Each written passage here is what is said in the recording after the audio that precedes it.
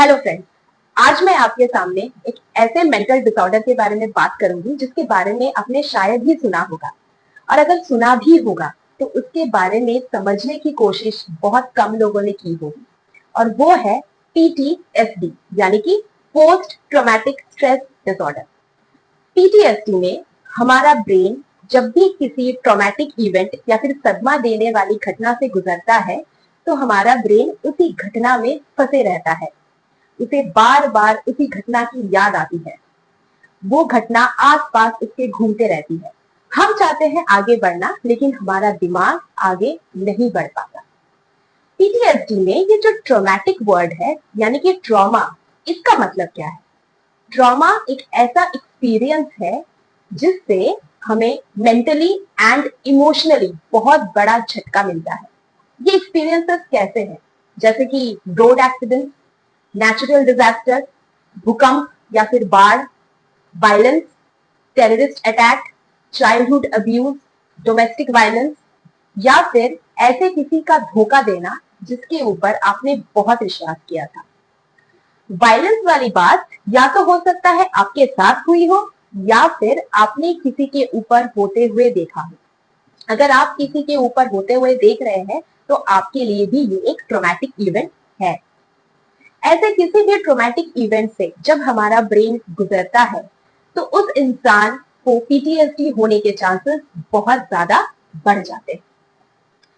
अब समझने की कोशिश करते हैं कि पीटीएसडी की हिस्ट्री क्या है। पीटीएसडी की पहचान world war 1 and world war 2 में हो गई थी।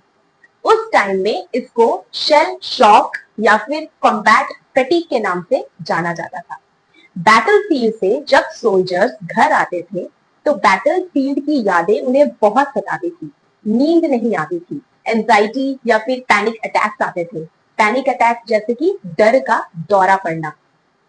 लेकिन बाद में जब रिसर्चर्स ने बहुत गहराई से रिसर्च किया तो ये समझ में आया कि ये सिर्फ एक थकान या फिर फटीग नहीं, बल्कि बहुत बड़ी मानसिक बीमारी है। एक ऐसी परिस्थिति है जिसका इलाज होना बहुत जरूरी है। अब हम समझने की कोशिश करेंगे कि ये जो ट्रॉमेटिक इवेंट से जब हमारा ब्रेन गुजरता है तो ट्रॉमा या फिर सदमा हमें लगता कैसे है। देखिए, जब भी हमारा ब्रेन किसी ट्रॉमेटिक इवेंट से गुजरता है तब हमारे ब्रेन में कुछ ऐसे सेंटर्स होते हैं जिससे ब्रेन अपना बचाव करने की कोशिश करता है।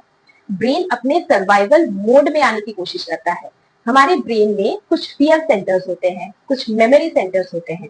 ये fear centres and memory centres बहुत ज्यादा एक्टिव हो जाते हैं और सदमा के गुजरने के बाद, यानी कि जो ट्रॉमेटिक इवेंट है उसके खत्म होने के बाद भी ये सेंटर काम डाउन नहीं होते हैं।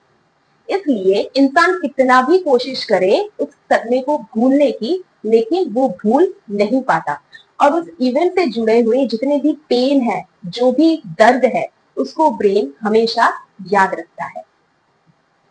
पीटीएसडी के सिम्टम्स के बारे में जानने के लिए काइंडली आप नेक्स्ट सेगमेंट का वेट कीजिए, क्योंकि नेक्स्ट सेगमेंट में मैं आपको बताऊंगी कि इसके सिम्टम्स क्या है, आपको क्या करना चाहिए और क्या नहीं करना चाहिए। Thank you.